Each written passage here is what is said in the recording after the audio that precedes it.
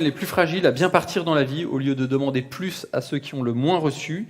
Et on va d'abord commencer par un texte magnifique de Logan, un jeune qui a été placé auprès de l'aide sociale à l'enfance et qui vient nous livrer son témoignage. Bonsoir à tous. Un jour, je me suis sauvé de mon père. Je dis bien sauvé de mon père comme on dit sauvé de la noyade ou d'une grave maladie. C'est arrivé un matin, les mots de mon père avaient hurlé toute la nuit dans ma tête. Je ne t'aime pas, tu ne sers à rien, tu n'es rien, je ne t'ai pas voulu, barre-toi.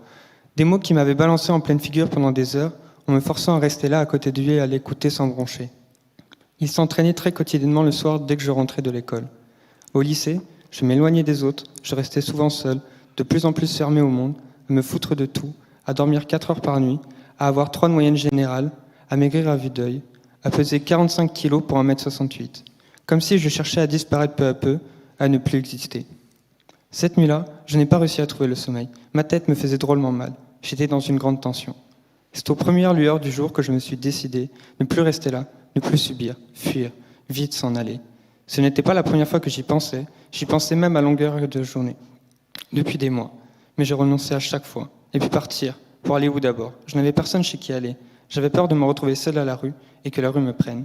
À part l'éducateur qui venait de temps en temps, car on était une famille surveillée par les services sociaux, personne n'entrait jamais à la maison.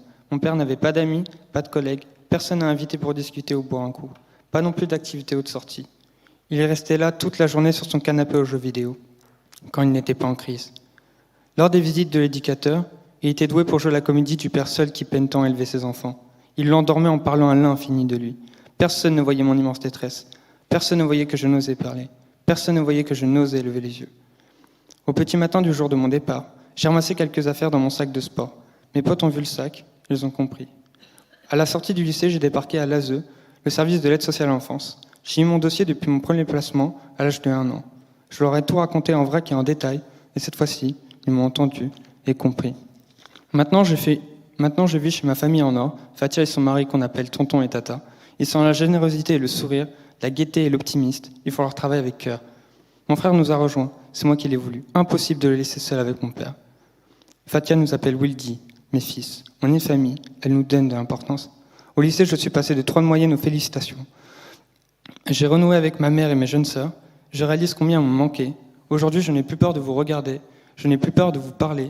J'invente mon bonheur à partir de tout ce qui m'est donné. Un rayon de soleil, une musique, votre invitation à prendre la parole pour vous dire qu'il n'y a pas de fatalité pour les enfants placés, si on sait les écouter. Aujourd'hui, je suis devant vous.